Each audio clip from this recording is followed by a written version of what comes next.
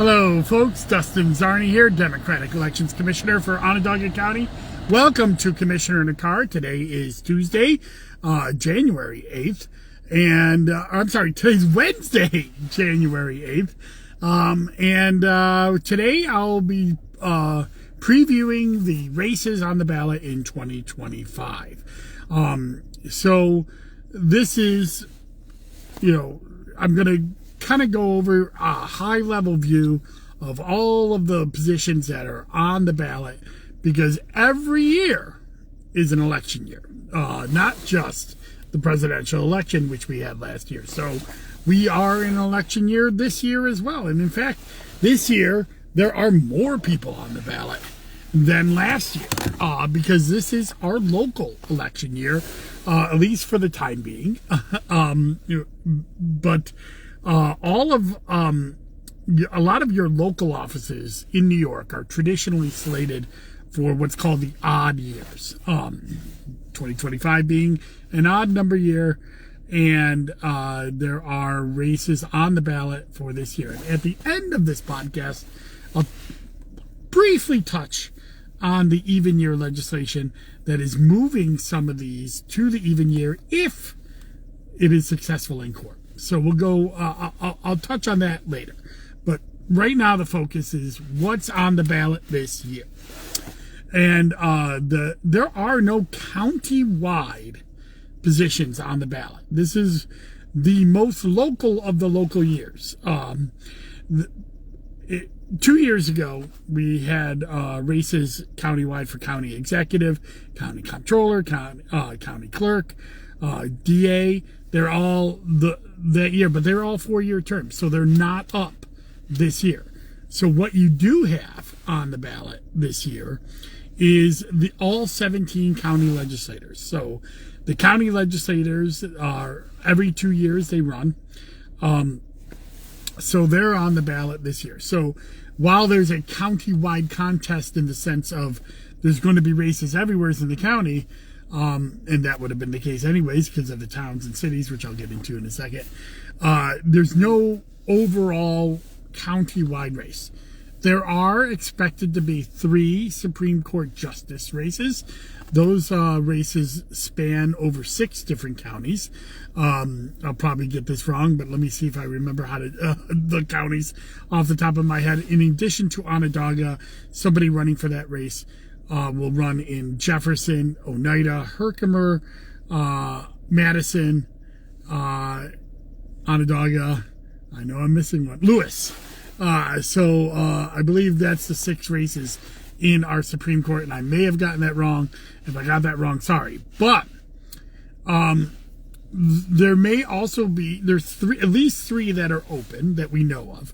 There may be mandatory retirements, because if judges reach 70, they have to retire. So they may have some mandatory retirements.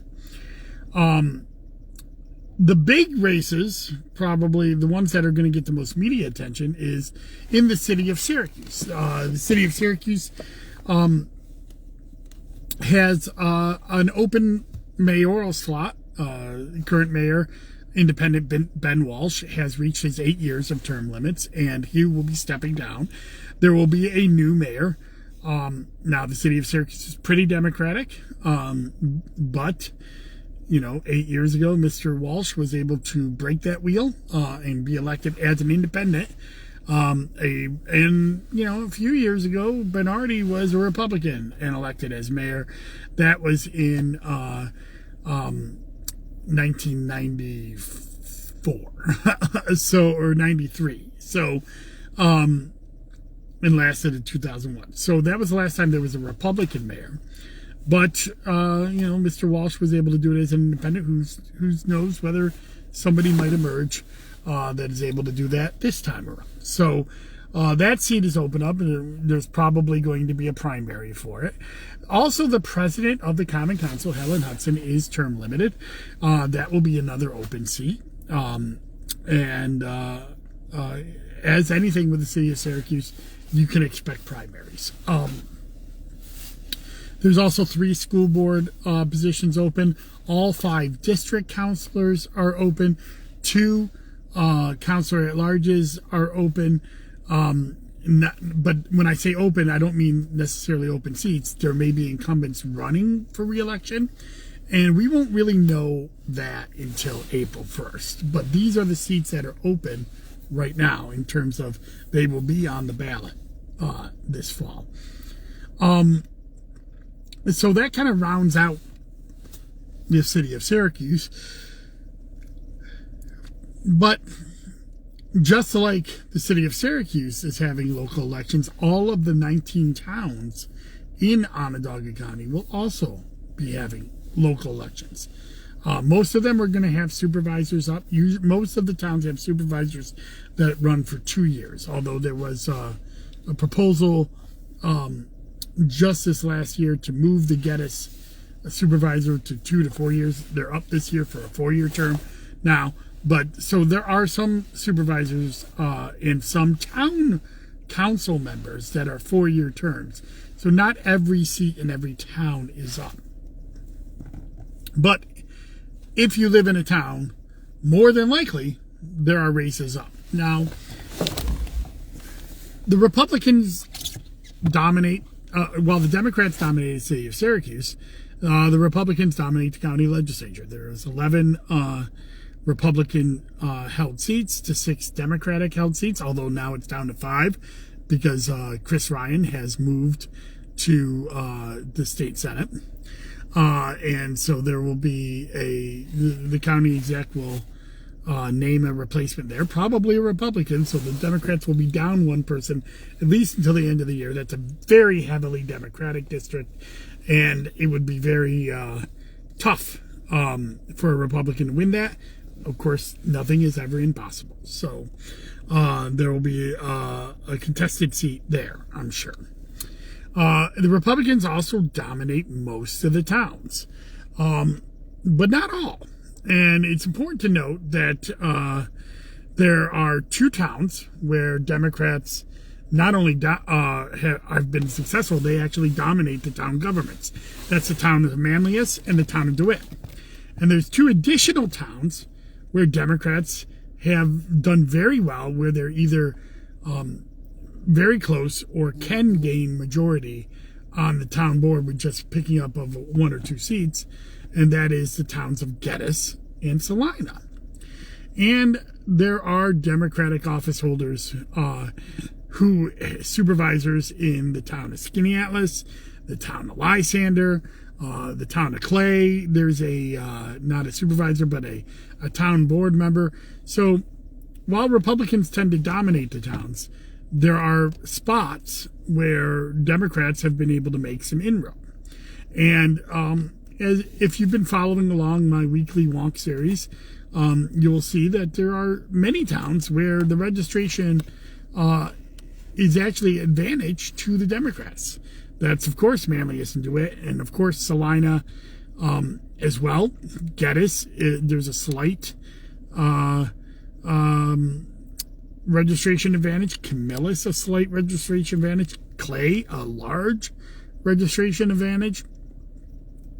And then the town of Onondaga is pretty even, with, I think, Democrats having just a little bit more. So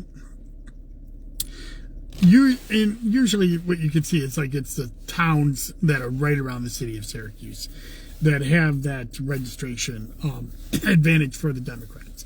And then, of course, as you get farther out, you get more Republican towns. But again, 2 of the farthest out towns, 2 of the most Republican towns, have Democratic supervisors in Skaneateles and Lysander. So even local races tend to break with party conventions, as noticed in the city of Syracuse with their independent mayor and the Democratic supervisors in really red towns of Lysander and Skaneateles. So what I'm trying to say is, if you are interested in running, now's the time to start thinking about it. So what's the timeline for running for office? Let's go over that. Well, first, we have to know the exact offices on the ballot. And we won't know that until the beginning of February. That's when the individual town clerks, city clerks, and the State Board of Elections certify who's on, what offices are up for this year. So that hasn't even officially been done yet. And then the parties make their, what they call their designations. So parties like the Democrat and Republican Party, for most of the offices in Onondaga County, they designate candidates through a party process, which then allows the party members, the sitting county committee members, to walk petitions for a candidate, and that's how they get on the ballot for the fall. If it's a petition race, and all the county ledge are petition races, in almost all the towns on the Republican side are petitions. On the Democratic side, almost all the towns are what we call caucus, and I'll go over what a caucus is in a little bit. And so the method to getting on the ballot is a petition, which you walk in from the end of February to the beginning of April. Again, we don't have a political calendar yet. That'll be sometime next week, we think. With this is the first day of session with New York Senate and Assembly, so it's going to take some time for that. And once that gets set next week, then we'll have exact dates. And I assume either next week or the week after, that's what my commissioner in car will be about. It's about the political calendar. But so from late February to early April will be the petition process. And if more than one person submits petitions for a seat within the same party, then we have a primary in June and then a general election in November. If they're a caucus town, and again, most of the Democrats are caucus towns, just a few are petitions, and that would be Manlius and Salina are the two that are petitions. But the ones that are not, that are caucus, they actually have a little bit more time. They have until the end of June to hold what's called a caucus. And instead of going door to door to get people on the ballot, they invite every person from a political party to a meeting inside that town at the discretion of the town chair. And they then hold a vote to put them on the ballot. And that is, in a sense, both the ballot access method and the primary for a party. And these are usually done in very small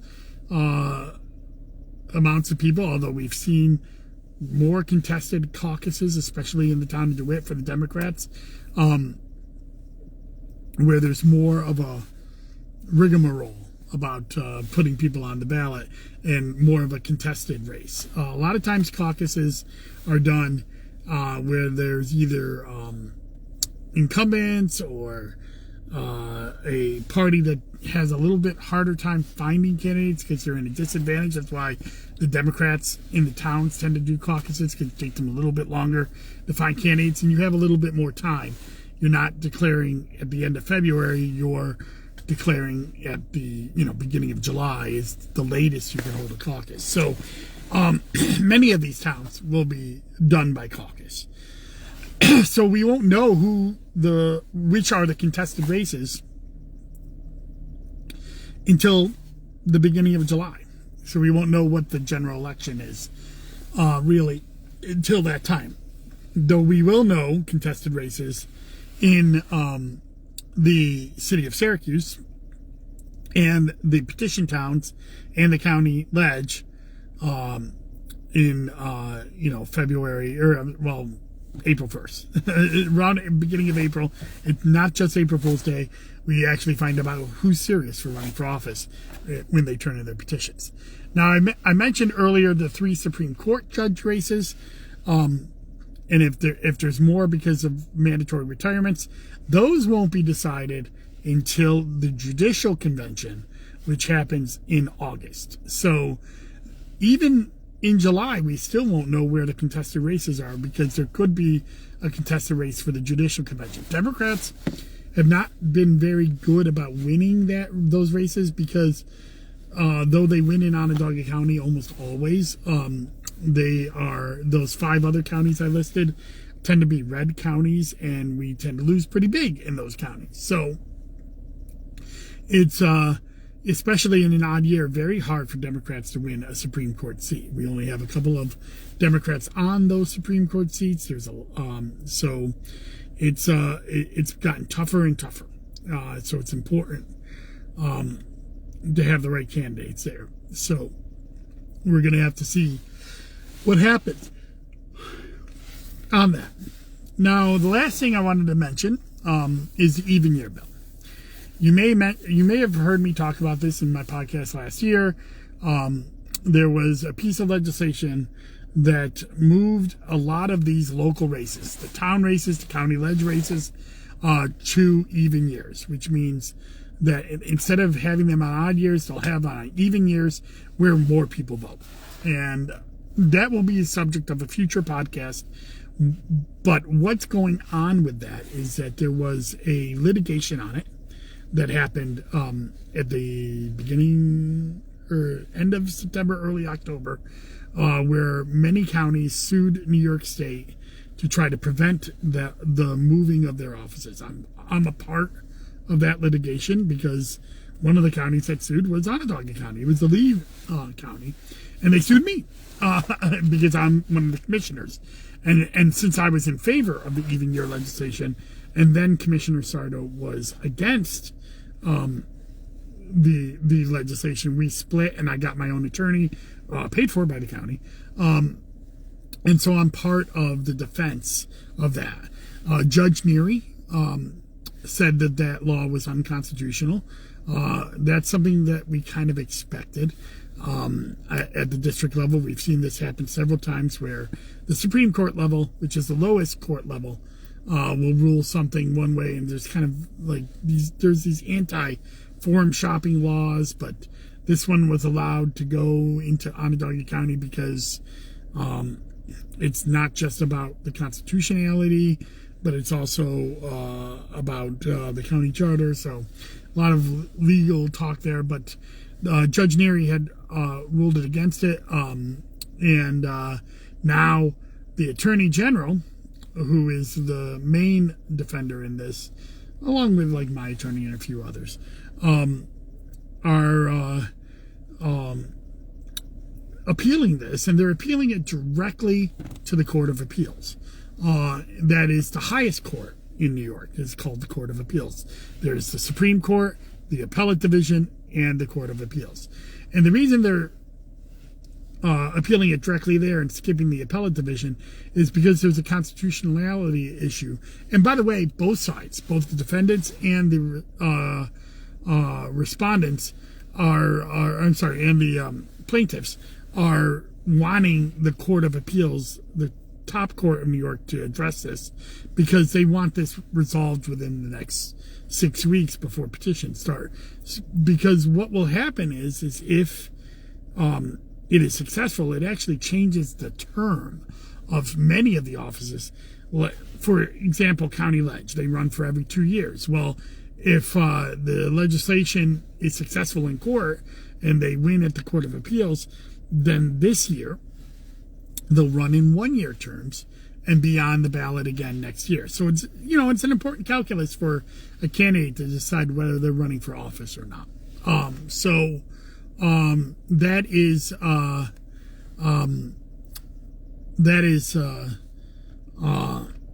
is what the brief of what's happening with the even year legislation, that it's been appealed to the Court of Appeals, but as of this moment, we haven't heard back from them whether they're taking the appeal or making us go down to the Appellate Division.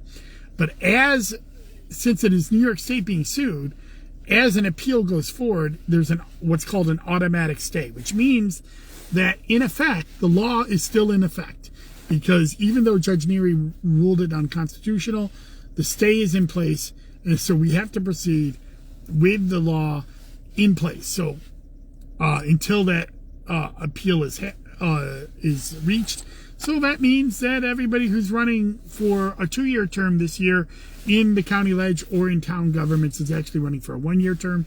And everybody running for a 4-year term this year is running for a 3-year term. So they will then eventually get on the even years. So I went into that a little bit farther than I thought I was going to go, because I'm sure I will have a whole commissioner in the car dedicated to that. So I'm going to end my commissioner in car. That is the offices that are up, but basically 3 Supreme Court seats. We'll find out who the candidates are in August. 17 county legislators. We'll find out who the candidates are April 1st. And 19 different, the city of Syracuse has a lot of different offices. We're going to find out who the candidates are and whether there's primaries around April 1st. And then 19 towns that are having elections. And all of them are having some kind of election, but some of them are petitions and some of them are caucuses. So we may not know the exact competitive races there until the beginning of July. Towns like Manlius and Salina will know April 1st. The others will have to wait for the caucuses to be done in those towns. And then finally, there are a couple villages having races. The village of Liverpool is having a November race. There are villages that are having March and June races as well. I'm going to hold off on villages and talk about those a little later this month. We'll have a whole commissioner in a car on village elections and what's happening there. Although some of these villages, the ones in March, are in the middle of their candidate ballot access process. So, we'll probably talk about that, not next week, but the week after. I'll have a whole thing about villages and what the villages are and who's running and when. So that's it for Commissioner Carr. This weekend, I plan on doing a weekly walk on my recap of the 2024 general election and how Onondaga County voted. I was hoping to get to that last week, but it was the last weekend of my vacation and I just didn't get it done. But I will be getting to it this week. And probably posting on Saturday or Sunday on my website. The first will be alternative voting, vote by mail, and early voting, how Onondaga County participated in those programs. Then the next week after that, it'll be election day and overall turnout. And we'll have 2 weeks of recapping the 2024 election, and then we'll start getting into the political subdivisions. I don't have any Zoom with Zarni scheduled. Probably won't for quite some time until I know what the races are. And again, I'm back down to, I'm going to do 2 pieces of content a week, not 3 like I've been doing the last couple of years, just because I want to focus on the things that I think are the best information for the voters, which is these commissioner in the cars, where we go over election topics, and then a weekly walk where we kind of, I write something, an article. So it's kind of a nice mix there. Go to DustinZarni.com. You can subscribe and get an email notification every time that I post some content or any media content that is coming about. Next week, I will do a commissioner in the car. It will be about the NYSECA Winter Conference. That's the New York State Elections Commissioner Association. The Winter Conference is next week, so I won't be coming from a car.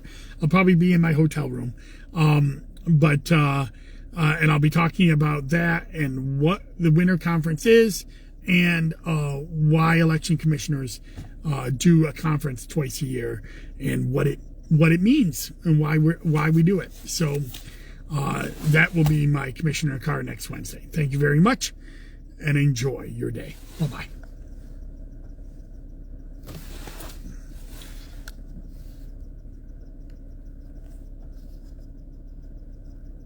It won't